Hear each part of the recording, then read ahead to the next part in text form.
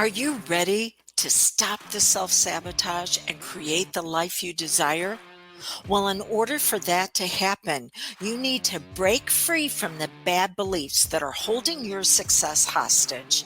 You need to optimize the stress by turning it into extra energy for success. And those hurtful habits? Well, we need to give that pain a purpose for progress. Welcome to Stop the Self-Sabotage and Create the Life You Desire podcast.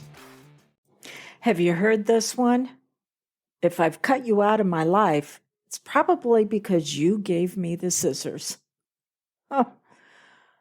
But the challenge can come in when we decide to keep people in positions of engagement with us, and it's actually going to be at our detriment. We all have windows of tolerances, what we'll put up with. Some people will treat your window like a drive-through where they can put in an order and then pull around and have you give them another chance.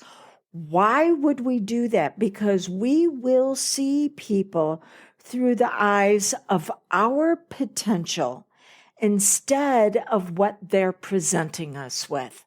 Oh, think about that one for a little bit. Now I'm going to give you an example of this. Just a few weeks ago, I had a breast cancer scare. I had some swelling and some pain. Now, I've had that before. I actually had a cyst in my one breast that had to be drained with the needle. No big deal. I thought it had come back.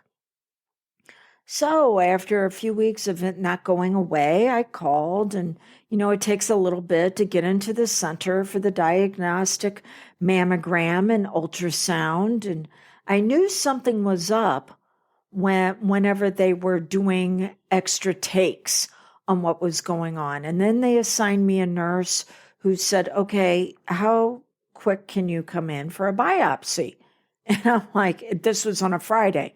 And I was like, well, I thought it was a cyst and it needed to be drained. And she just looked at me and repeated herself, how quick can you come in for the biopsy? And I said, Monday. And she goes, that's good because we already have you scheduled. And that's when I'm going, things aren't exactly what I thought they were.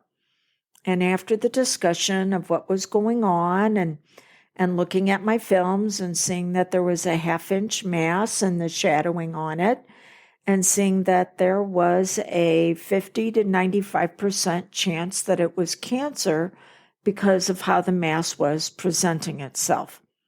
And I was going to have the biopsy on Monday and have the results back in a week. I will tell you right now, thank you, God, it was benign. But I didn't know that for quite a few days. And so I reached out to those that are closest to me. You need right now to be thinking, do not wait till you're in a crisis to have your team put together.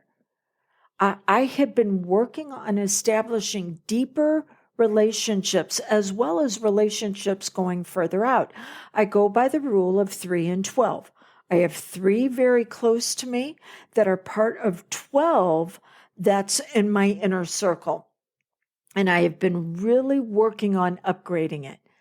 Even with that, know that not everybody is going to be there for you. So I reached out to the first one, and I was devastated when she came back with a diagnosis of why I'm having these challenges. Her diagnosis was, I think you've been living for other people's values. And if you heard the podcast I did just yesterday, you know that one of my most significant relationships is being terminated because of this other person causing unmitigated pain in my life. And I'm like, you know what? We have values that are completely different and we can no longer share this life together. But when I reached out to my friend, who has since been deeply remorseful over this, she decided to let me know that she was going to diagnose my problem. And my problem was the fact that I was living for values for other people. And if I would live her values, I'd be okay. The irony did not escape me that it was still living for someone else's values. And I wasn't sure on it. I shared this with my own mentor when it came time to go, take a look at this. And she's going, no, you're seeing it correctly. Because we will see through the eyes of our potential, wanting to give this person another chance. But this person already told me that she had hit her window of tolerance, that the issues that I had been sharing with her were building, and she was keeping a tally of what was right and what was wrong. And these people are excellent to have in our life when we need information and guidance on our next step. They are not necessarily who we want to go to for support when we're down on our knees and suffering. So it wasn't anything wrong with her. I'm not judging her. I was able to discern after I had talked to someone else and the crisis had passed, after I was able to go to my own mentor, I was able to discern this is not the person I go to when I am in the fetal position on the floor going, the news I just got is the worst I can get, because she's not going to have the capacity to listen and sit with me in it. She is going to be coaching me. Well, this is what you need to do. This is the reason why it's happening. So her response wasn't the one that I needed that was proper for me. Okay, so she informed me. The second person I reached out to and said, oh my gosh, this just happened. I'm scared. Can you meet with me this weekend just for a little bit and have a cup of coffee and just be present? And her response was, oh, I've got this one thing going on this weekend, so I won't be able to do that. But let me know how it goes with the biopsy. So she couldn't even be present. Her own fears were triggered that caused her to avoid me and go the other direction. And I was like, freaking what? Hello. Again, I'm in the fetal position down on the floor, and I got one person standing over me telling me, well, this is the reason why. And the other person going, I can't even be there for you. This is the reason why you need to have a list of those that can love you. So I reach out to the third person and I'm like, okay, this is what I got going on. And they're going, oh, all right, I can hop on a plane. I can be there by tonight. And I'm like, no, I don't need that. I just need your support from where you're at now. Why I'm conversing with her, she is now reaching out to the other people that she knows is in my inner circle. And she's going, this is going on. So by the time I get done with the conversation with her, the other people on my team are going, what do you need? We're going to be there with you at the biopsy. We're coming to your house. We're making plans. We're going to do whatever you need so that way you can stay in the fetal position. And we're going to continue to pour into you till you are so filled up you can get back up off the floor. But we're going to sit in this circle around you. Okay.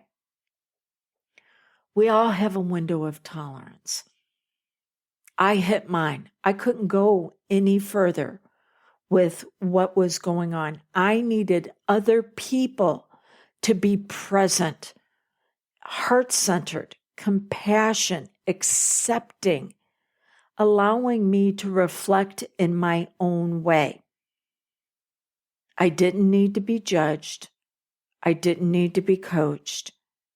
I did need others to be present. Because when we're vulnerable, we're woundable. You will have people on your team right now that are going to hit their window of tolerance whenever you're in a crisis, and they can't go any further with you. That's okay. You need to be building your team now. Who's on your team of 12? You know, that old joke that if you wind up in jail in the middle of the night, you can call and have them bond you out. But if they're a really good friend, they're going to be in jail with you. You need to have those that are willing to say, we can take on your burden until you can get back up, and then we're going to share it with you.